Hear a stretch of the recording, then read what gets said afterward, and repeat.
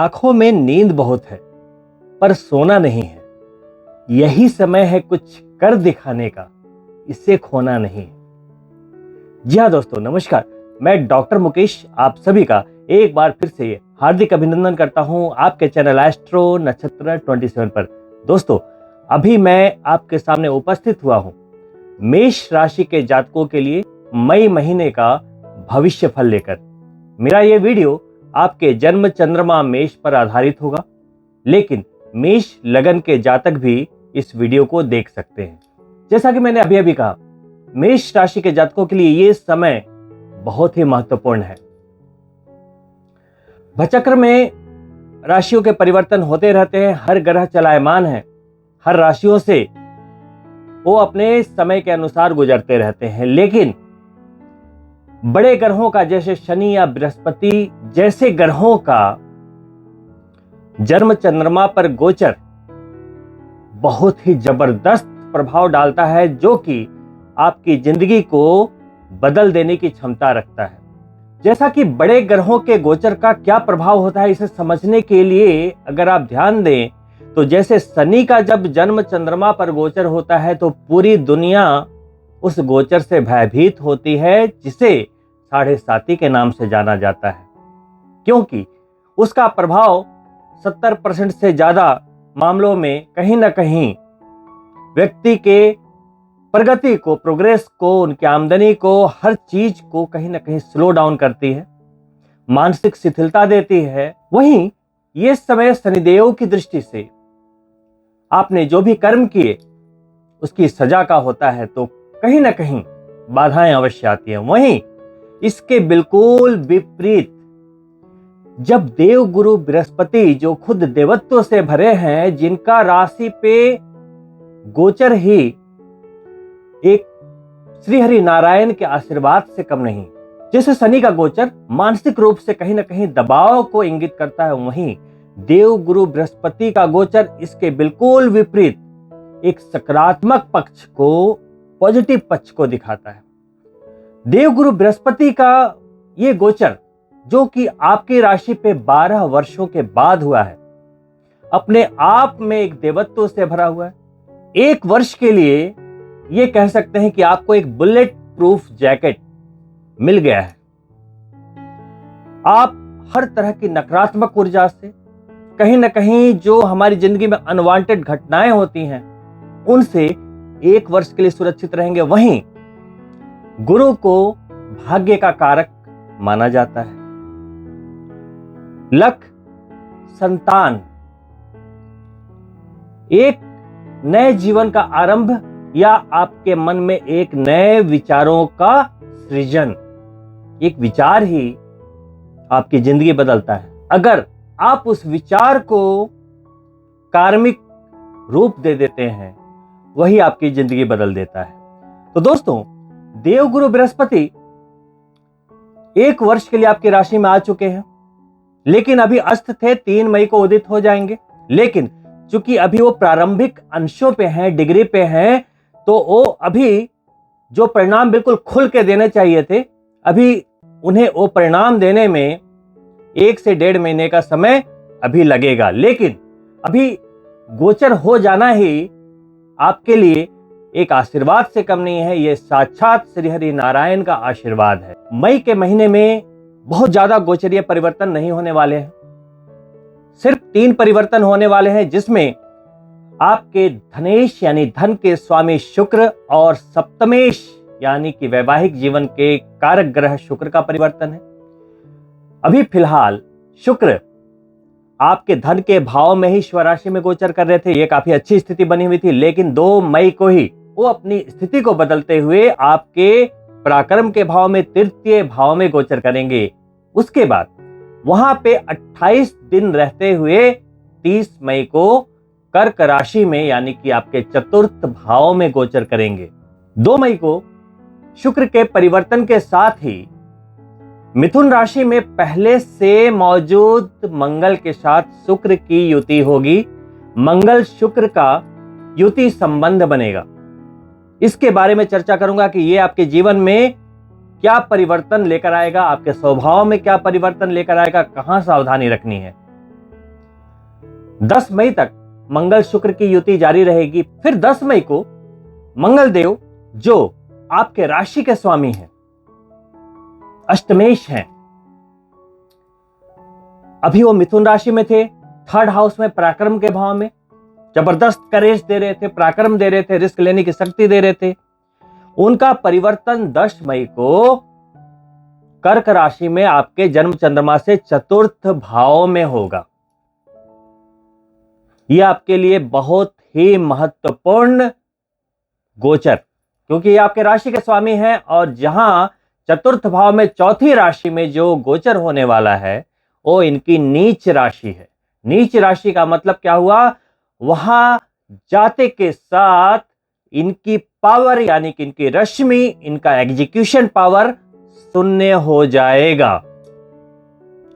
जब आपके राशि के स्वामी बिल्कुल शून्य स्थिति में रहेंगे, और इनके गोचर का काल भी थोड़ा लंबा होता है। ऐसे तो अमूमन 45 डेज एक राशि में रहते हैं, लेकिन ये अभी पूरे जून रहने वाले हैं। करीब करीब इस बार 51 डेज का गोचर मंगल के लिए। वहीं आपके कर्म भाव के स्वामी, करियर के लॉर्ड और इनकम के भी स्वामी, यानी कि लाभेश होते हुए शनि अपनी मूल त्रिकोण राशि में आपके एकादश भाव में गोचरस्थ है। उनकी स्थिति यथावत वैसे ही बनी रहेगी। उनकी तीसरी दृष्टि आपके लग्न भाव यानी कि जन्म चंद्रमा पर भी जा रही है, और वहां पे काफी ऊर्जा है। अभी 4 ग्रह वहां गोचर कर रहे हैं। आपके तृतीयेश और षष्ठेश बुध भी आपके जन्म चंद्रमा पर गोचर कर रहे हैं। वहीं आपके पंचमेश होते हुए, पंचम भाव के स्वामी होते हुए ग्रहों के राजा सूर्य भी आपके जन्म चंद्रमा पर अपनी उच्च स्थिति में गोचर कर रहे हैं। राहु काफी समय से आपके जन्म चंद्रमा पर गोचर कर रहा है। वहीं 180 डिग्री पर श्रम सप्तमक रहने वाला केतु आपके सप्तम भाव में गोचर कर रहे हैं। और अभी अभी 12 वर्षों के बाद गुरु आपके जन्म चंद्रमा पर आ चुके हैं। तो दोस्तों, आपके लग्न भाव में मई के पहले 15 दिन सूर्य राहु की युति हो रही है, जिसे ग्रहण दोष कहते हैं। लेकिन इसका कोई भी असर आपके जीवन पे नहीं पड़ेगा, क्योंकि सूर्य यहां पे डोमिनेंसी को लेकर उच्च अवस्था में है। लेकिन स्वास्थ्य के लिए थोड़ी सी सावधानी आवश्यक होगी। मैंने पिछले 15 दिनों के बारे में नहीं बोला, लेकिन अभी क्यों बोल रहा हूं? क्योंकि 10 मई को मंगल नीच के होने वाले हैं। धीरे धीरे उनकी पावर घटती चली जा रही है। आपके लग्नेश की पावर घटती चली जा रही है, मंगल की पावर घटती चली जा रही है। जहां पे चारों ग्रह बैठे हैं जिस राशि में, उनके लॉर्ड की पावर घटती जा रही है। तो वो भाव क्या है? आपके स्वास्थ्य का भाव है, सम्मान का भाव है, सर्वस्व है, आपके रूट है। तो इतनी ग्रहों की जो ऊर्जा है, उसके स्वामी जब डाउन होंगे तो थोड़ी सी सावधानी आवश्यक होगी। लेकिन ये जो ग्रहण दोष का एक भय मन में रहता है, उससे बहुत ज्यादा प्रभाव नहीं पड़ता हुआ, क्योंकि पंचमेश होते हुए, पिता का कारक होते हुए, कॉन्फिडेंस का कारक होते हुए सूर्य उच्च के हैं लगन में, तो कहीं ना कहीं पंचम और नंबर 1+5 का संबंध हो रहा है, जो कि एक शुभ संबंधों में एक है। सिर्फ राहु वहां अकेला रहता तो 2-3% मैं आपके लिए नेगेटिव बोल भी सकता था, लेकिन वहां गुरु भी आ गए, एक देवत्व आ गया। वो यहां पे राहु की ज्यादा चलने वाली नहीं है।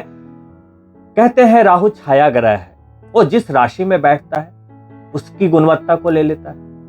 जो जो ग्रह उसके पास रहते हैं उनके गुणों को ग्रहित कर लेता है और एक मिक्स परिणाम देता है। वो एक मैग्नेटिक फील्ड है, एक ऊर्जा है जो कि सारे ग्रहों को एक तरीके से अपने अंदर समाहित करता हुआ उसकी ऊर्जाओं के साथ खिलवाड़ करता रहता है, थोड़ी सी छेड़छाड़ करता रहता है। अगर आपका मनोबल जबरदस्त है, निर्णय लेने की क्षमता जबरदस्त है, तो इस तरह के कोई भी कन्फ्लिक्शन से, चाहे वो ग्रहण दोष हो, चाहे और गुरु और राहु का वहां पे चांडाल दोष निर्मित हो रहा हो, इस तरह से कोई भी भयभीत होने का कोई भी कारण नहीं है। अभी मैं उसको क्लियर करूंगा कि काफी लोग इस युति को लेकर काफी टेंशन में है। हर बार सवाल करें गुरु चंडाल दोष का क्या होगा, ग्रहण दोष का क्या होगा। कुछ नहीं होगा। अभी 15 दिन बीत चुके हैं सूर्य और राहु के युति के। क्या हो गया? तो आगे भी कुछ नहीं होगा, इत्मीनान रखिए बिल्कुल। दोस्तों, वही 15 मई को ही आपके पंचमेश यानी कि सूर्य भगवान जो कि उच्च स्थिति में आपके जन्म चंद्रमा पर गोचर कर रहे हैं, जो कि मैंने आपको पहले वीडियो में बताया कि ये पूरे साल की सबसे सर्वश्रेष्ठ स्थिति थी। इस एक महीने में आप कोई बहुत बड़ा अंपायर तो खड़ा नहीं कर सकते थे, लेकिन एक विचार आपकी जिंदगी बदल सकती है। वो विचार को जन्म देने का ये महीना था। उस विचार को एक कार्मिक धरातल पर एग्जीक्यूट करने का समय था। अगर आपने कर लिया है, कुछ ऐसी योजनाएं बना रहे हैं, तो आपने इस समय का सदुपयोग कर लिया है। अगर आपने इस समय का सदुपयोग नहीं किया है तो अभी भी 15 दिन है, आपको करना चाहिए। उसके बाद 15 मई को यह परिवर्तन आपके धन के भाव में हो जाएगा। 2+5 का संबंध बनेगा, एक धनयोग कहते हैं इसे। तो सूर्य भगवान धनयोग बनाते हुए वृषभ संक्रांति यानी कि 15 मई को गोचर करेंगे। वहीं अंतिम गोचर शुक्र का ही होगा, जो आपके धनेश और सप्तमेश हैं। 30 मई को पुनः वो तृतीय भाव छोड़ते हुए चतुर्थ में चले जाएंगे और पुनः मंगल के साथ पूरे जून 28 दिन शुक्र और मंगल की युति को जारी रखेंगे। मेष राशि के जातकों को एक जबरदस्त एडवांटेज मिला है इस वर्ष। वो ये है कि 12 महीने में 1 महीने सूर्य उच्च के होते हैं, और भी 12 राशियां हैं, लेकिन किस राशि में उच्च के होते हैं? मेष राशि में।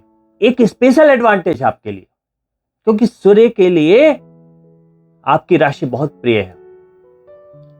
वहीं देवगुरु बृहस्पति 12 वर्षों के बाद आपकी राशि में।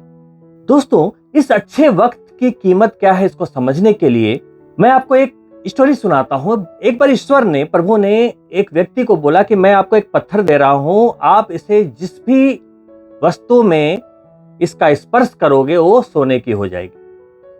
यह पत्थर थोड़ा सा गर्म होगा स्पर्श करने में, लेकिन मैं आपको डायरेक्ट नहीं दूंगा। समंदर के किनारे बहुत सारे पत्थरों में उन्होंने उसको मिक्स कर दिया।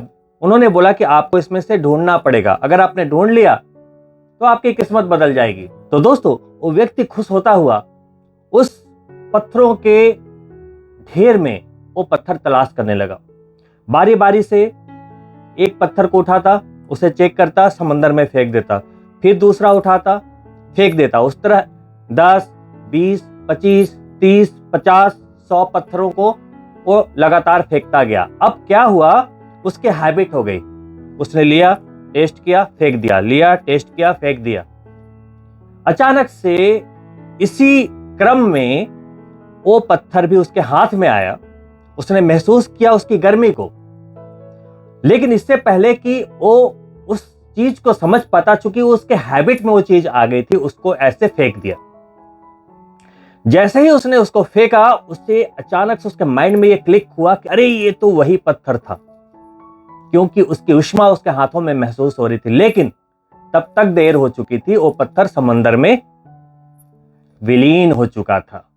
दोस्तों, उसी तरह से ये 1 महीने का सूर्य का गोचर हो या 12 वर्षों के बाद आए हुए बृहस्पति का 1 वर्ष के लिए गोचर हो, ये प्रभु के द्वारा दिया गया वो वही सोना बनाने वाला पत्थर है।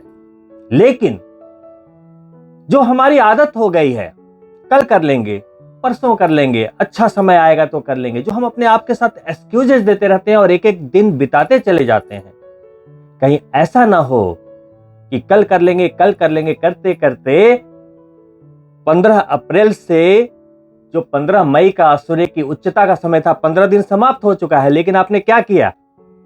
वही आपकी हैबिट है। वो जाने के बाद आपको लगेगा अरे ये तो वही सोने का पत्थर था, ये वही समय था जिसमें मैं कुछ कर सकता था। बृहस्पति भी आपको 1 वर्ष दे रहे हैं। अगर आप इस बात को नहीं समझते हैं तो बहुत देर हो जाएगी। इस अच्छे समय का उपयोग करने के लिए मेष राशि के जातकों को अपने आप को समझना होगा। देखिए, मेष राशि एक अग्नि तत्व राशि, सूर्य देव इसी राशि में उच्च के होते हैं, तो आप डेयरिंग होते हैं, साहसी होते हैं, एडवेंचरस होते हैं, हमेशा इंडिपेंडेंट रहना चाहते हैं, डायनेमिक, हमेशा कॉन्फिडेंट रहते हैं, करेज से भरपूर, बहुत ही अच्छे लीडर होते हैं। चूंकि मंगल देव की राशि है, बड़े एंथुजियास्टिक होते हैं, ऊर्जा बहुत होती है। बड़े वार्म हार्टेड होते हैं, क्विक विटेड होते हैं, मतलब बहुत तेजी से कोई भी चीज को ग्रैब कर लेते हैं। लेकिन दोस्तों, आपकी जो कमियां हैं, जो आपकी कमजोरियां हैं, वो कहीं ना कहीं आपको इस अच्छे समय का उपयोग करने नहीं देती। बड़ी जल्दी इंपेशेंस हो जाते हैं, सब्र नहीं है आपके अंदर। ऊर्जा है ना बहुत ज्यादा, सब्र नहीं है, बड़े आवेग में आके इंपल्सिव डिसीजन ले लेते हैं, जिसके कारण कहीं ना कहीं आपको नुकसान हो जाता है। आपका बिहेवियर थोड़ा रेस्टलेस होता है, कभी कभी थोड़े आर्गुमेंट भी कर लेते हैं, क्योंकि आप पीछे नहीं हटना चाहते। लेकिन आर्गुमेंट करना हर जगह अच्छा नहीं होता, कहीं ना कहीं इससे आपको ही नुकसान होता है। दोस्तों, साथ ही थोड़े से शॉर्ट टेम्पर्ड होते हैं, मंगल देव की राशि है। तो आपको अपनी क्वालिटीज में और अपनी कमजोरियों में थोड़ा तालमेल बनाना पड़ेगा।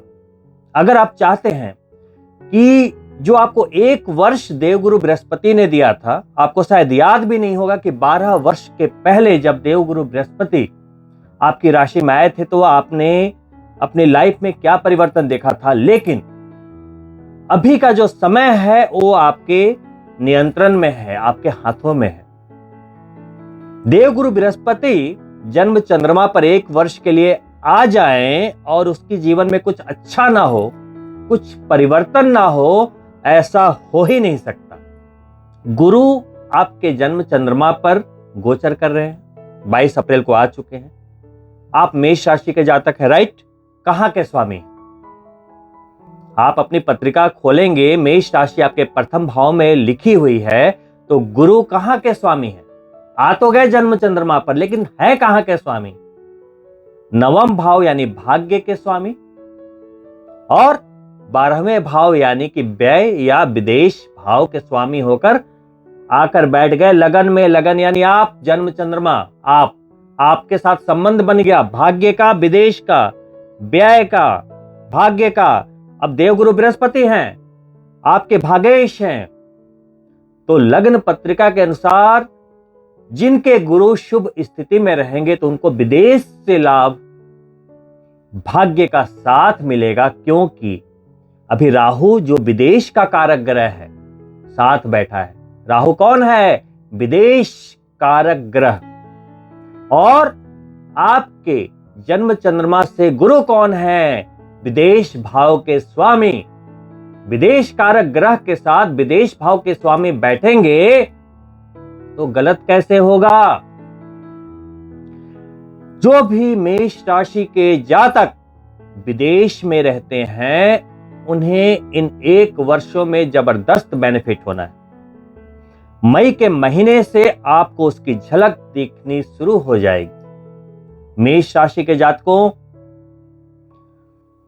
तैयार हो जाएं अपनी जिंदगी को एक नया आयाम देने के लिए, एक नया रूप देने के लिए, क्योंकि ये समय दोबारा नहीं मिलेगा। उस पत्थर की तरफ फेंक मत देना।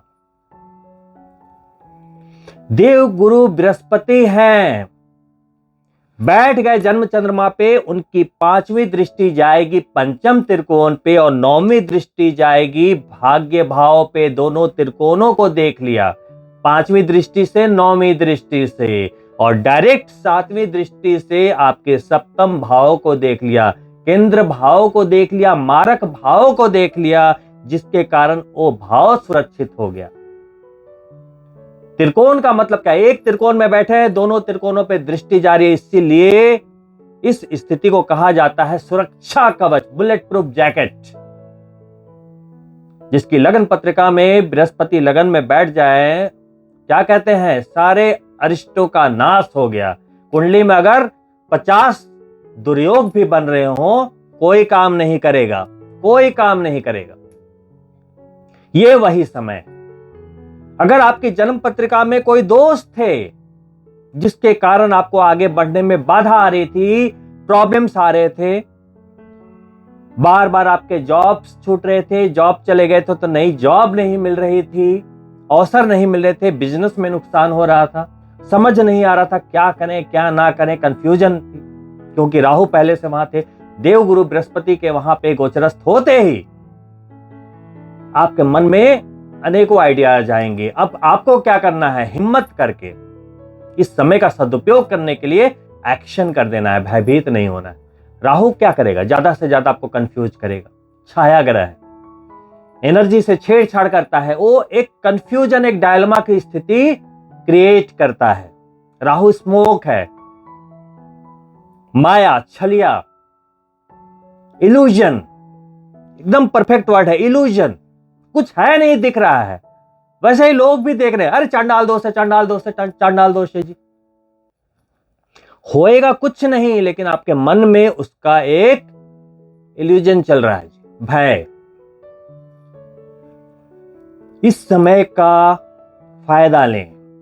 अब देखो, और मैं समझाता हूं, इसके एक लेयर और आगे चलते हैं। गुरु कौन है, ज्ञान है, क्रिएशन है, साथ में क्या है, अगर आप शिक्षा से जुड़े हुए हैं, शिक्षा का कारक, अगर आप लेक्चरर हैं, स्कूल या टीचिंग जॉब से जुड़े हुए हैं, आप स्कूल चलाते हैं, कोई भी ऐसे एजुकेशनल आपकी संस्थाएं हैं या कुछ भी है, उसके लिए ये गोचर तो सोने पे सुहागा। साथ ही अगर आप कोई कंसल्टिंग का जॉब करते हैं, अपने जबान का खाते हैं, जिसको कहते हैं वाक् चातुर्यता, अभी 1 साल आपको ना बिल्कुल कहेंगे जो बोलेंगे वो हो जाएगा। आप अपने सामने वाले को, अपने क्लाइंट्स को बड़े अच्छे से समझा पाएंगे। वाणी में एक ओज होगा, एक वजन होगा, ऐसी शार्पनेस, एक ऐसी कला समझाने की कि आपके क्लाइंट्स जो हैं डील डन कर देंगे।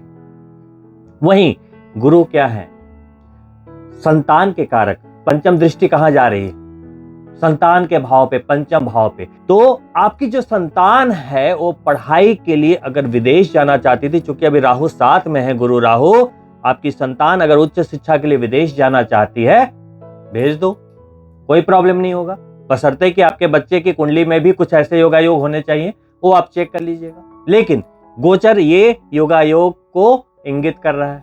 बड़े मजे की बात है, जन्म चंद्रमा पर गुरु बैठते हुए पंचम और नवम दोनों को देख रहे हैं। अब संतान से पंचम भाग्य और नवम आप हो गए, वहीं आपसे पंचम संतान और नवम भाग्य है। नवम भाव भाग्य का भी होता है, धर्म का भी होता है, पिता का भी होता है, फिर पिता से नवम। ऐसे भी शास्त्रों में नवम पंचम का जो ये योग है, जो ये ट्रायो है, इसको बहुत ही सुंदर बोलते हैं, आपके भाग्य के लिए, पैसे के लिए, अच्छी सेहत के लिए, सभी चीजों के लिए। वही मेष राशि के ऐसे जातक जो कि अपने घर में एक नए मेहमान को एक्सपेक्ट कर रहे हैं, नए जीवन के लिए प्लान कर रहे हैं कि मुझे एक बेबी को लाना है, अभी कंसीव नहीं हुआ है, वो प्लान कर सकते हैं। अगर आपकी कुंडली में राहु अच्छी पोजीशन में है तो आप अभी भी प्लान कर सकते हैं। अगर कहीं राहु कोई दोष बना रहा होगा आपकी लगन पत्रिका में, तो आप अक्टूबर के बाद प्लान कीजिए।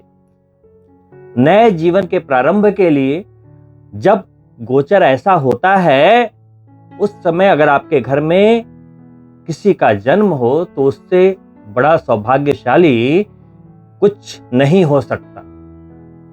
आप खुद लकी रहेंगे, आपके घर में आने वाला जो मेहमान है वो तो सौभाग्यशाली रहेगा ही, भाग्यवान रहेगा ही।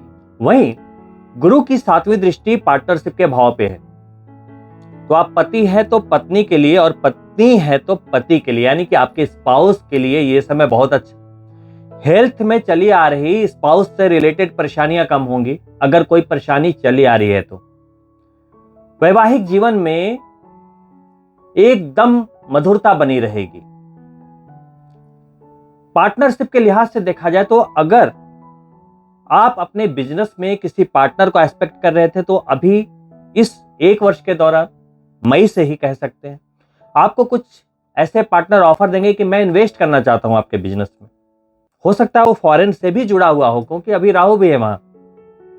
तो आप निर्णय लें, सोच समझ के आप आगे बढ़ सकते हैं, ये आपके लिए काफी फ्रूटफुल हो सकता है। अभी इस गोचर में पार्टनरशिप आपके लिए कहीं नुकसान का सौदा नहीं साबित हो सकता। 7वें भाव का स्वामी होते हुए 7वें भाव से शुक्र का गोचर कहां हो गया, नवम भाव में। 7वें से काउंट करेंगे तो 9th हाउस, यानी कि आपके 3rd हाउस।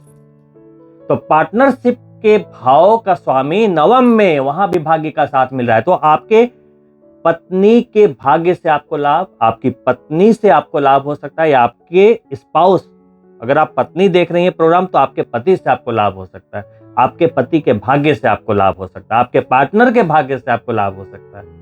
तो शुक्र का गोचर भी यहाँ पे साथ साथ बड़ा अच्छा ये कॉम्बिनेशन क्रिएट करा। वहीं सूर्य का गोचर 15 को होगा आपके धन के भाव में, तो 2 और 5 का एक संबंध क्रिएट होगा, एक धन योग बनेगा, तो आर्थिक दृष्टि से भी काफी सुदृढ़ था।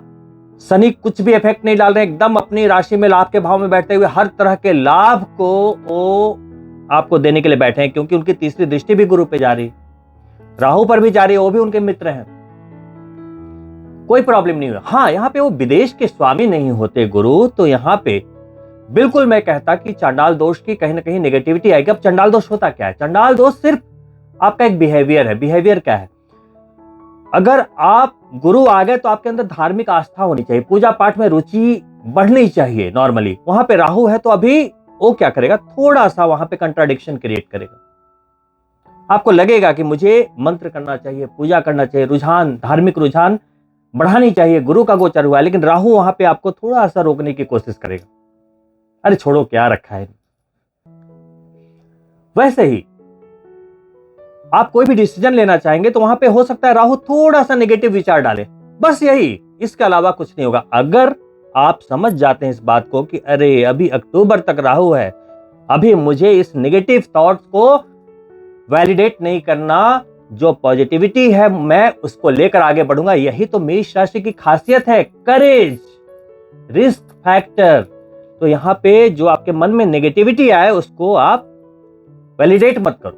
2 मई को जैसे ही शुक्र का परिवर्तन होगा, वो मंगल के साथ आपके तृतीय भाव में आ जाएंगे। वो आपके मानसिक सोच विचारों का भाव है, छोटे भाई बहन का भाव है, क्रिएशन का भाव है, आपके पराक्रम का भाव है। अब शुक्र मंगल की युति क्या होती है? शुक्र आपके सप्तम भाव के स्वामी है, धन के भी स्वामी है, वहां मंगल के साथ वो युतिगत हो रहे हैं। अभी तो यहाँ पे ज्यादा दिनों के लिए नहीं है। शुक्र और मंगल की युति एक जुनून देती है, व्यक्ति को जुनूनी बनाती है। अगर लाइफ में कुछ भी पाना है तो आपको क्या है, थोड़ा जिद्दी बनना पड़ेगा, जो मंगल शुक्र की युति करती है। दिल पे कोई बात लेनी पड़ेगी। आप बोले मैं काम कर रहा हूं ऑफिस में और मेरा जो दोस्त है वो BMW लेकर आ गया, मैं क्यों नहीं लेकर आया? दिल पे लो, फिर मेहनत होगी और फिर नेक्स्ट ईयर आप भी ले लोगे। तो ऐसे ही जब कंपटीशन होती है और हमें जब कुछ नया पाने की इच्छा होती है, तो हम जिंदगी में उस सपने के कारण आगे बढ़ते हैं। हम जिस घर में रह रहे हैं संतुष्ट नहीं है, 2-3 कमरे का घर है मान लो, तो हमें एक माइंड में क्या चल रहा है, हमें बड़ा घर लेना है। तो वो सपना हमें और काम करने की शक्ति देता है। हमें अपनी वाइफ को और खुशी देनी है, बच्चों को और विदेश घुमाना है, बच्चों को शिक्षा देनी है। अब ये तो चलो हमारी जिम्मेदारियां हैं, लेकिन इन जिम्मेदारियों से ऊपर कहीं ना कहीं ये तो मैंडेटरी है, ये तो हमें करना ही है, ये चाहो या ना चाहो ये करना है। लेकिन इसके ऊपर होता है हमारा सपना, जो हम बचपन से अपने लिए देखते आए। वो जब पूरा होता है उसका एक अलग ही मजा है। बिना संघर्षों के कामयाबी नहीं होती, और बिना संघर्ष के कोई कामयाब हो भी जाता है तो उसमें कोई मजा नहीं है। एक आम कामयाबी, एक एवरेज जो सफलता है, उसमें कोई मजा नहीं। जो सभी लोग एक्सपेक्ट कर रहे हैं वो सामने वाला कर रहा है, तो उसमें कोई तालियां नहीं बजती। आप जब मूवी देखने जाते हो और जब अपने दिल से जब तालियां बजाते हो उछल उछल कर, सोचो उस सीन में क्या होता है। वो एक्टर अपने लेवल से ना बहुत ही ऊपर की एक्टिंग करता है, रियल, और कहीं ना कहीं उस स्टोरी में भी ऐसी जान होती है कि आपको अंदर से वो एक्साइटेड कर देती है ना। मान लो कोई खराब स्टोरी है, कितना भी बड़ा एक्टर उस पर एक्टिंग करे, क्या होगा? आपको लगेगा अरे स्टोरी ही बकवास है। उसी तरीके से आपकी कामयाबी में भी जो स्ट्रगल है और उस स्ट्रगल को जो चेस करने की जो आपकी कैपेसिटी है ना, वो आपको अलग करती है। एक मिसाल कि बच्चों को किसी सेलिब्रिटी का एग्जाम्पल ना देना पड़े, वो बोले कि my dad is my hero, right. तो समय अच्छा है, गोचर अच्छे हैं, कमी कहां रह जाती है हमारे प्रयासों में। तो इस जुनून को आपको अपने करियर के लिए, अपने लाइफ में आगे बढ़ने के लिए यूज करना चाहिए। लेकिन शुक्र चूंकि वैवाहिक जीवन का भी कारक है, सेक्सुअल एक्टिविटी का भी कारक है, तो जब मंगल के साथ वो क्लैश होता है और मंगल कमजोर होता है तो कहीं ना कहीं अनैतिकता को जन्म देता है। भूलिएगा नहीं, मंगल अष्टम के भी कारक है, जो छिपा हुआ भाव है। तो कहीं आपका मन भटके तो अभी अनैतिक मत होना, नहीं तो आपके छिपे हुए मामले बाहर आ जाएंगे, क्योंकि मंगल में अभी पावर नहीं, वो नीच के होने वाले हैं 10 मई को और पूरे जून तक नीच रहेंगे। उसके बाद फिर 30 मई को शुक्र मंगल की युति होगी और पूरे जून रहेंगे। तो यहां पे कहीं ना कहीं आपके बॉडी कॉन्फ़िगरेशन में कुछ ऐसी चीजें होंगी, शुक्र की वृद्धि हो जाएगी। मंगल के साथ जब वो मिक्स होते हैं तो कहीं ना कहीं आपकी जो सेक्सुअल ड्राइव है वो बढ़ जाती है। तो इस मामले में आपको सावधानी रखनी पड़ेगी। अगर यही योग आपके जन्म पत्रिका में होता है तो क्या बोलते हैं, मल्टी पार्टनर के योग को निर्मित कर देता है, अनैतिक संबंधों को दे देता है, शादी के बाद भी एक्स्ट्रा मैरिटल अफेयर को दे देता है। तो अभी ये गोचर में बना है, लेकिन इसका प्रभाव आपके बॉडी के ऊपर पड़ेगा। अगर आपकी पत्रिका में भी अगर ये योगा योग है तो आपको ज्यादा सावधान रहने की आवश्यकता है।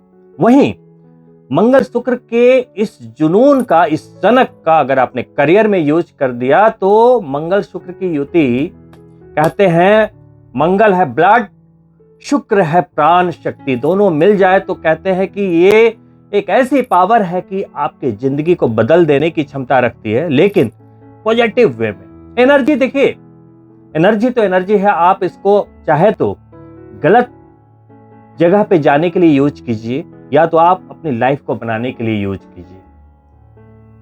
इसको मैनेज करना ये आपका काम है और हम जो कर्म करेंगे उसी का फल मिलता है, एज सिंपल एज दैट। तो हमें इन ग्रहों के ट्रांजिट से जो हमारे बिहेवियर में, हमारे बॉडी में जो परिवर्तन आता है, उसी को देखते हुए हम जो एक्ट करते हैं उसी से रिजल्ट निकलकर सामने आ जाते हैं। दोस्तों, भले ही गुरु आपके जन्म चंद्रमा पर आ चुके हैं, लगन पे यानी कि स्वास्थ्य वाले भाव पर आ चुके हैं, स्वास्थ्य में कोई मेजर गड़बड़ी नहीं आएगी, लेकिन इसी टाइम जब बहुत सारे ग्रह आपके जन्म चंद्रमा पर गोचर कर रहे हैं, लगन पे, स्वास्थ्य पे गोचर कर रहे हैं, वहीं पे आपके स्वास्थ्य का स्वामी 0 पे चला गया 10 मई को और पूरे जून तक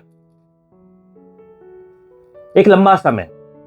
ऐसे में अपने स्वास्थ्य का ध्यान रखना आपकी पहली प्राथमिकता होनी चाहिए। ऐसे समय आपको एक्टिव रहना चाहिए, एकदम अपने स्वास्थ्य पर पैनी दृष्टि रखनी चाहिए, अपने खान पान को थोड़ा संतुलित कर लेना चाहिए। साथ ही दोस्तों, अगर आपकी मंगल की महादशा भी चल रही है तो आपको विशेष सावधानी की जरूरत है। तो ऐसे में क्या करना है, लगन पत्रिका के अनुसार अगर मंगल पॉजिटिव हैं तो आपको क्या करना है, एक रेड कोरल पहन लीजिए, नहीं तो मंगल के बीज मंत्रों का जाप कीजिए। ओम क्राम क्रीम क्रौम सह भौमाय नमः। ये कब तक करना है, डेली 3 से 5 माला आपको पूरे मई और पूरे जून करना है, ताकि आपके राशि के स्वामी को बल मिलता रहे। अब मेष राशि के जातकों के लिए एक बड़ा अच्छा एग्जाम्पल है अगर आप जिंदगी में आगे बढ़ना चाहते हैं, क्योंकि आप चूंकि मेष राशि के जातक हैं तो थोड़ी धैर्य की कमी है। तो जैसे शतरंज के खेल से हम कुछ सीख सकते हैं अपनी लाइफ के बारे में, बहुत बड़े लेसन्स हैं। पहला क्या है, आपको जिंदगी में धैर्य रखना बड़ा अनिवार्य है। अधिकतर अनवांटेड घटनाएं होती हैं इसीलिए कि हम अपना धैर्य खो देते हैं। हर चाल के साथ शतरंज में आपको धैर्य की आवश्यकता है।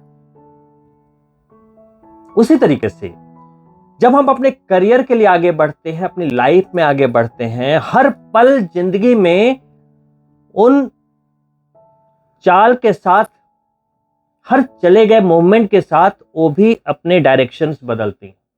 उनके साथ रिदम बनाना पड़ता है। दोस्तों, वहीं शतरंज आपको दूसरा एक सबक सिखाती है कि कभी कभी आपको अपनी चाल वापस भी लेनी पड़ सकती है। जैसे आपने बिजनेस में कुछ इन्वेस्टमेंट किया, नए वेंचर्स को स्टार्ट किया, नए पार्टनरशिप को स्टार्ट किया, नए जॉब को स्टार्ट किया, कुछ भी डिसीजन ले लिया। समटाइम्स आपने रियलाइज किया कि कहीं ना कहीं मुझे ये अपने सपने को पाने में या उस दिशा में ले जाने में सक्षम नहीं है। क्योंकि हम कुछ भी करते हैं उसमें मेन क्या है, हमें अपनी मंजिल पानी है, अपने सपने को पाना है। कोई भी कार्य हमारे अपने उन सपनों को चेस करने के लिए जस्ट एक व्हीकल है। तो हमें यह देखना होगा कि अगर हमने कुछ किया और वो मुझे अपने सपने तक नहीं ले जा रहा, तो हम शतरंज की तरह अपनी चाल वापस लेंगे और फिर नई चाल चलेंगे, तो फिर आप जीत पाएंगे। साथ ही शतरंज आपको तीसरी सीख देती है कि सिर्फ बड़े मोहरों के बल पे जंग नहीं जीती जाती। लाइफ में आपको भी चलने के लिए साथ में हर किसी की जरूरत होती है। आपके छोटे से छोटे रिलेशंस की, दोस्ती की, ऑफिस में जो आपके साथ होते हैं, कलीग्स हैं, एडमिनिस्ट्रेशन है, किसी को भी छोटा ना समझें। कौन कब आपके किस काम आ जाएगा लाइफ में, ये अनप्रेडिक्टेबल है। शतरंज के खेल में जो चौथी चीज सीखने को मिलती है कि हर चाल हमारे अनुसार नहीं होता। लाइफ में हर कुछ हमारे अनुसार नहीं होता। आपने बिल्कुल बढ़िया से सारी योजनाएं बनाई, चाल चल रहे हो, लेकिन आप फंस गए। आपने इन्वेस्टमेंट किया, जॉब किया, करियर में आगे बढ़े, लेकिन आपको लग रहा नहीं।